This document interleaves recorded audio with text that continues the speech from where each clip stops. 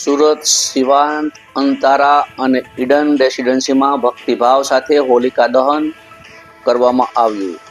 રહેવાસીઓમાં તહેવારનો જોવા મળ્યો ઉમંગ.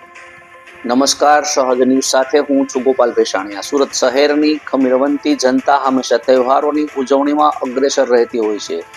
હોળી ધૂળેટીના પર્વને લઈને શહેરમાં ભારે ઉત્સાહનો માહોલ જોવા મળ્યો હતો. આ પ્રસંગે સુરતના જાણીતા રહેણાંક પ્રોજેક્ટ શિવાંત અંતારા અને ઈડન રેસિડેન્સી ખાતે રહેવાસીઓ દ્વારા પરંપરાગત રીતે હોલિકા દહન કરી આસુરી શક્તિ પર દેવી શક્તિના વિજયના પર્વની ભવ્ય ઉજવણી કરી હતી. કાર્યક્રમ દરમિયાન બંને સોસાયટીના અબાલવૃદ્ધ સૌ મોટી સંખ્યામાં હાજર રહ્યા હતા.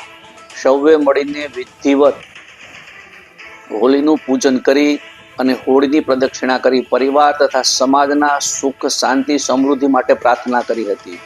હિન્દુ પરંપરા મુજબ હોળીની જ્વાળાની દિશા પરથી આગામી વર્ષના શુકન જોવાની માન્યતા પણ છે. શિવાંત અંતારા અને ઈડન રેસિડેન્સીના પ્રગટાવવામાં આવેલી હોળીની જ્વાળાઓ સીધી આકાશ તરફ ઊંચી ઉડી હોવાથી જોવા મળતા રહેવાસીઓમાં આનંદનો માહોલ છવાઈ ગયો હતો. વડીલો અને જ્યોતિષી માન્યતા મુજબ આવી જ્વાળા આગામી વર્ષ સુખદ, સમૃદ્ધ અને સારા વરસાદનું સૂચન કરતી માનવામાં આવે છે. આ પ્રસંગે સોસાયટીના મેનેજમેન્ટ અને રહેવાસીઓએ મળીને ધાણી, ખજૂર, હારડાના પ્રસાદનું વિતરણ કર્યું હતું. ભાઈચારાનું સુંદર ઉદાહરણ પૂરું પાડ્યું.